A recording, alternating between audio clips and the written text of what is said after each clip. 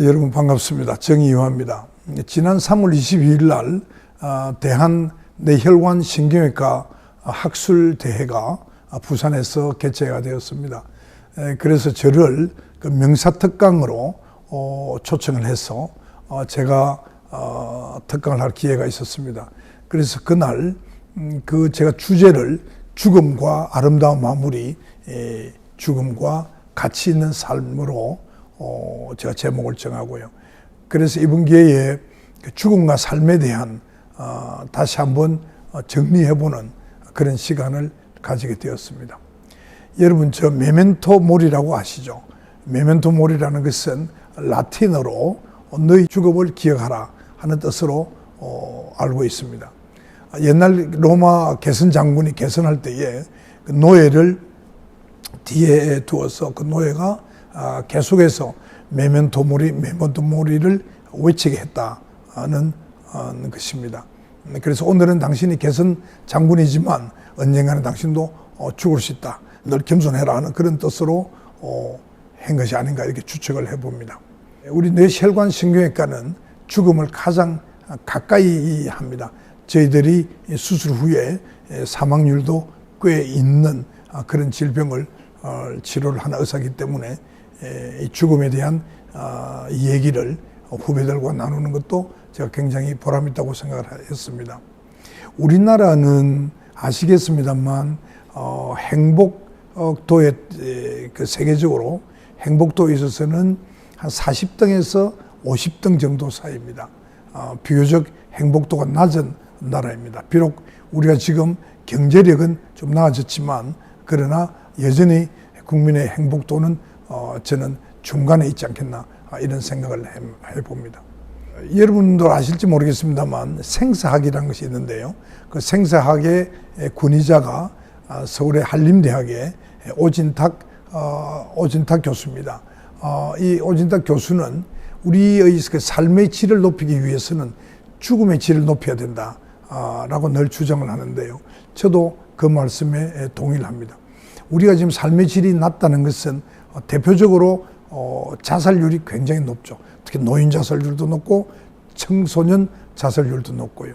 그리고 지금 아주 저출산으로 나라가 얼마 오래지 않아서 이제 인구가 줄고 소멸되는 나라다. 라고 이제 전 세계적으로 주목을 받고 있을 정도로 출산율이 낮은 것도 저는 이 삶의 질이 낮기 때문에 그렇다 이렇게 생각합니다. 이것을 높이기 위해서는 죽음의 질을 높여야 된다 하는 그 오진탁 교수의 말씀에 저도 동감한다는 뜻입니다. 사실 그렇기 때문에 삶에 있어서 죽음이라는 것은 굉장히 중요한 명제입니다. 왜냐하면 누구나 다 죽기 때문에 그렇습니다. 그럼에도 불구하고 우리는 죽음에 대한 화제를 가지고 이 얘기를 하는 것을 굉장히 깊이 하는 나라입니다. 그래서 이제 제 주장은 우리가 죽음에 대해서도 좀 더 사색하는 사람들이 좀 되었으면 좋겠다. 그러니까 아름다운 마무리, 죽음에 대한 언젠가는 우리가 맞이할 것이니까요. 거기에 대한 사색이 많은 나라가 되었으면 좋겠다. 이런 생각을 해봅니다. 지지난해에 돌아가셨던 그 이어령 문화부 장관께서는 이런 말씀을 했습니다. 이 죽음은 또 하나의 생명이다. 죽음은 또 하나의 생명이다. 사과 속에 그 씨가 있듯이 이 삶에는 죽음이라는 씨를 품고 있다. 함께 있다. 그래서 죽음이 무엇인지 알면은 삶이 무엇인지 더 잘 알게 된다. 이런 말씀을 하셨습니다. 제 기억에도 그 이어령 선생님은 근자의 가장 좀 아름다운 마무리를 하신 그런 우리가 정말 한번 늘 기억해 봄직한 죽음을 맞이하신 분이라고 제가 감히 말씀드릴 수 있겠습니다. 여러분들께서는 좋은 죽음의 의미가 무엇인지 아십니까? 물론 뭐 여러 가지 이제 얘기를 할 수가 있는데요. 이 좋은 죽음이란 무엇인가 하는 영국에서 발표된 것을 보면 이렇습니다. 우선 인간의 존엄성을 지키는 죽음. 죽을 때 인간으로서의 존엄성을 지키고요. 그리고 자기 친지와 가족과 마지막 작별의 인사를 나눌 수 있고, 그리고 자기가 평소에 살아왔던, 생활해왔던 그 공간, 그 침대 위에서 돌아가시는 것. 그러면서 고통이 없는 죽음. 이 세 가지의 요건을 갖춘 것을 좋은 죽음이라고 그렇게 정의를 합니다. 우리 모두는 그런 좋은 죽음을 맞게 되기를 바라고요. 언젠가는 우리 모든 국민들이 경제적으로 또 정신적으로 더 발전해서 저는 모두가 다 이런 좋은 죽음을 맞게 되기를 바랍니다. 고통 없는 죽음이라는 것은 요즘은 몰핀 계통의 그런 약들이 많기 때문에, 진통제가 많기 때문에 고통은 얼마든지 줄여줄 수가 있습니다. 제가 이제 그 죽음의 정의에 하나 더 보탠다면, 이제 호스피스 운동에 많이 나오는 얘기고요. 진정으로 죽음의 질을 높이려고 그러면 필요한 것인데요. 우리가 흔히 인간은 영육의 존재다 그럽니다. 육체만 가진 존재가 아니라는 거죠. 불교에서는 육체는 영혼을 싸고 있는 옷에 불과하다. 옷이 찢어지면 우리가 깁듯이 우리가 몸이 아프면 치료한다. 그러나 그 몸은 영을 싸고 있는 것이다. 그렇게 이야기를 하죠. 또 기독교나 천주교에서는 천국이 있다고 그럽니다. 그러니까 육신은 비록 죽어도 생물학적으로 육신은 이제 심장마비가 되고 뇌사가 되면 이제 죽는 것입니다만, 그러나 영이 남아있다. 그 영은 그 다음의 영적인 세계로 옮겨가기 때문에 육체적인 죽음이 완전한 죽음은 아니다 하는 그 믿음을 저는 갖게 되기를 바랍니다. 자기가 그것을 믿지 못하면, 영이라는 것을 믿지 못하면, 저는 이것도 하나의 방법이라고 봅니다. 뭐냐 하면 자신이 가지고 있는 신념이나 철학을 자기 후배와 자기 자식에게, 자손에게 잘 이어가게 해서 그 신념과 철학이 이어간다면, 자손을 통해서 이어간다면, 저는 그 죽음이 영이 남아서 이어가듯이 저는 그런 정신이 이어갈 수 있다. 그런 것도 한번 생각해 봄직하다. 이런 생각을 해봅니다. 저는 아까 말씀드렸듯이 우리 전 국민들이 그런 아름다운 죽음을 다 맞이하기를 바라고요. 요즘은 그 부모님들을 집에서 모셔서 돌아가시는 경우를 참 보기가 드물다고 할 수가 있죠. 그러나 사실 어느 정도 경제력이 있으면 저는 그렇게 하는 것이 맞다고 봅니다. 요양원에 보내거나 특히 그 요양병원에 보내서 거기서 죽음을 맞이하는 것은 올바르지 않다, 이렇게 봅니다. 올바르지 않다기보다는 저는 그 효의 정신이 되살아나서 마지막 순간에 그 영국에 말하는 죽음의 정의처럼 부모를 가족과 함께 모셔서 거기서 생활하는 공간에서 돌아가게 하는 것, 그렇게 되기를 저는 희망합니다. 우리가 역지사지로 생각해서 우리가 이제 더 늙어서 노쇠하게 되어서 병약해서 어려워졌을 때 저는 가족과 함께 있는 것이 어떨까? 아마 여러분도 그렇게 원하지 않겠는가? 저는 그렇게 생각합니다. 진정으로 가치 있는 삶이 무엇일까요? 요즘 의정 그 대란으로 많이 이제 전문의사가 뭔지, 전공의가 뭔지 이제 국민들이 많이 알게 됐습니다만, 전문의사가 되기 위해서 인턴서부터 5년간, 약 5년간 공부하는 그 과정을 저희들이 전공의사, 전공이라고 합니다. 그렇기 때문에 사실 이번에 제가 명사 특강 하게 된 그 뇌혈관 의사들, 또 전공의사들은, 자기가 갖고 있는 그런 어떤 소명의식, 사명감으로 자기의 건강을 돌보지 않고 그 환자를 위해서 자기의 생명의 일부를 떼어내 주듯이 살아가고 있기 때문에 저는 존경받아야 마땅하고, 또 그분들을 정말 용기백배하게 할 수 있게끔 사회적으로나 경제적으로 저는 받쳐줘야 된다고 생각하는 사람입니다. 그래서 그분들은 그 자체로서 저는 가치 있는 삶을 살고 있다, 또 이렇게도 말할 수 있을 것 같습니다. 작년 한글날 돌아가셨던 미국의 그 척 피니라는 대부호를 여러분 기억을 하시는지 모르겠습니다. 이 척 피니는 코넬 대학을 졸업한 분인데요. 아일랜드 그 이민자의 후예였고요. 자기 어머니는 간호사였다고 합니다. 그러니까 이분이 그 대학을 졸업하고 나서 여러분들 그 해외 그 공항에 나가보면 DFS라는 그 사인을 본 적이 있을 텐데요. 그게 듀티 프리 샤퍼라는 건데요. 그 DFS라는 그 회사를 만들어서 공동의장을 하고 그리고 아주 많은 재산을 모아서 10조 이상의 재산을 모았던 분으로 생각합니다. 그분이 52세 때 그 강철왕 앤드류 카네기의 그 영감을 받아가지고 자기를 뒤돌아봤다고 합니다.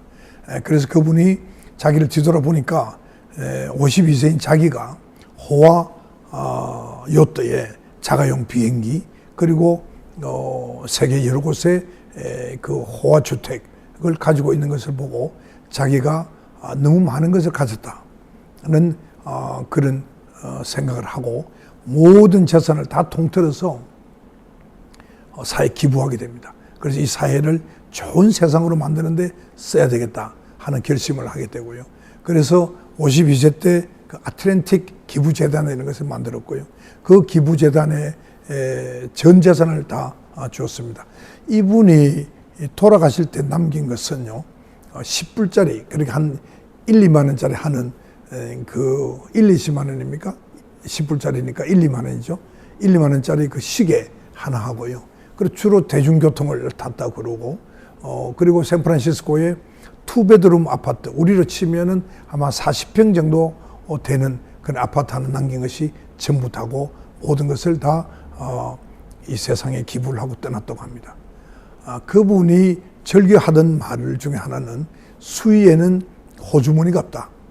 그리고 한 번에 두 켤레의 신을 신을 수가 없다. 이런 이야기를 했다고 그러고요. Giving while living 이런 얘기를 했는데요. 살아있는 동안에 주어라.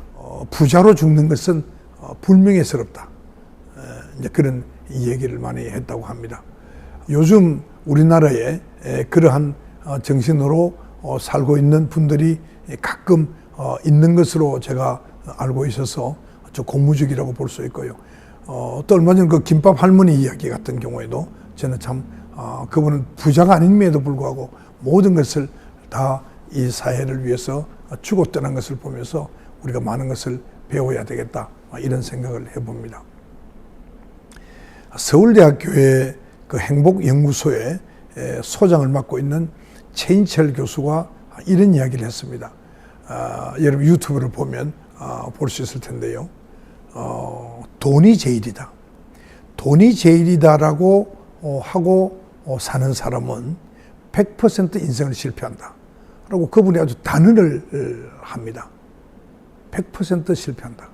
저는 우리에게 꼭 필요한 것은 홍익 정신이고 공동체 정신이고 저는 이타 정신이라고 생각합니다. 이것이 다시 되살아날 때 우리 자신도 행복하고 우리 사회도 행복한 사회가 되지 않겠나 이래 생각합니다. 그래서 사실 요즘 우리 세상이 갈수록 이기적이 되고 갈수록 물질 중심이 되고 갈수록 돈이면 다 된다. 돈이 가장 중요하다. 돈은 물론 소중한 것이지만 돈만이 가장 중요하다라고 생각해서는 안 된다는 것입니다. 제가 얼마 전에 읽었던 책에 그 행복의 조건이라는 책이 있는데요. 하버드 대학의 성장 발달 연구소에서 약 75년간 행복은 어디서 오는가에 대한 그 연구를 발표를 한 적이 있습니다.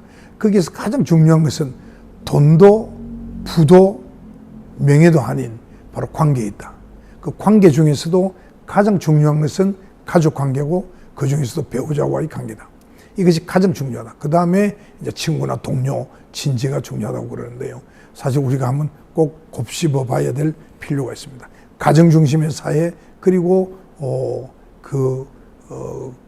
가족과의 관계를 정말 돈독하게 하는 것이 행복의 가장 중요한 것이라는 것을 우리들 염두에 두고 여태까지 우리는 사실 좀 뒤바뀐 삶을 살아온 사람도 저는 많이 있다고 봅니다. 저 자신도 병원과 환자와 수술하고 치료하는데 가정보다도 더 많이 할애했던 생각으로 지금 생각하면 가족에 대해서 좀 더 관심을 가질 수 있었다 하는 그런 생각을 해봅니다. 이 세계에서 가장 행복한 나라 중에 하나가 스칸디나비아에 있는 나라들인데요.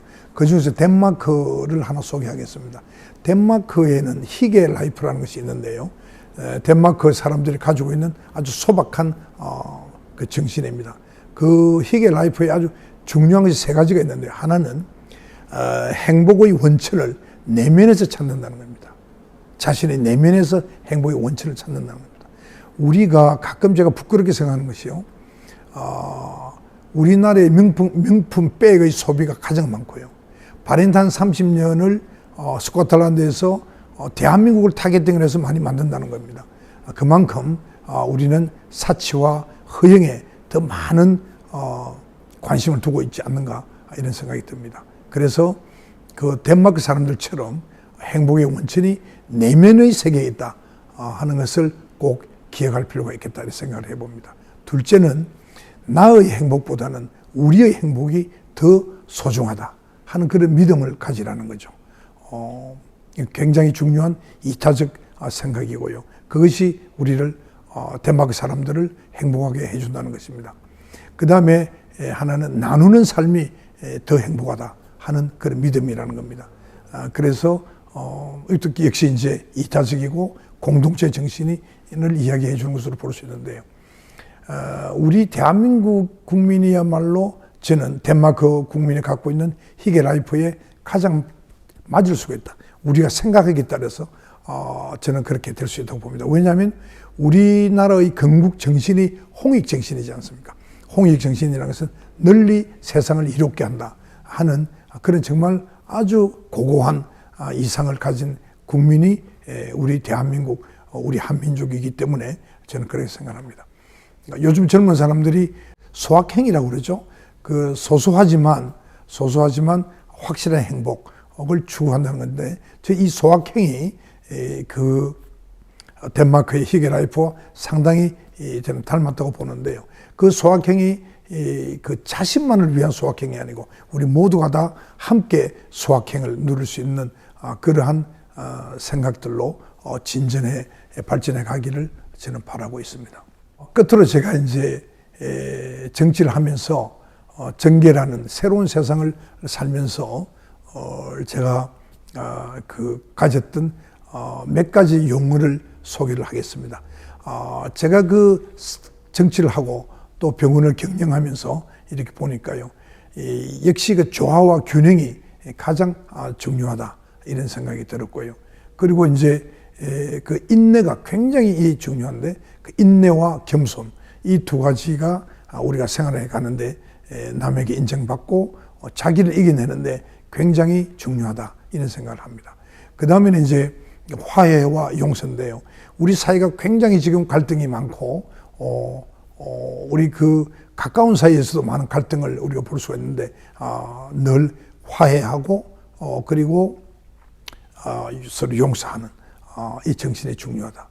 그리고 이제 끝으로 역시 우리 인간이 행복하게 살려고 그러면 부부도 마찬가지고 모든 것에 있어서 감사하고 사랑으로 받침이 돼야 된다. 그래서 감사와 사랑이 가장 중요하다. 물론 이제 성경에서도 믿음과 소돔만과 사랑 중에 사랑이 제일이라고 그랬습니다만, 저는 이 사랑이 모든 것을 치유하는 만병통치약이라고 보고요. 또 행복하기 위해서는 늘 감사하는 자세로 살아야 된다 이런 생각을 해봅니다.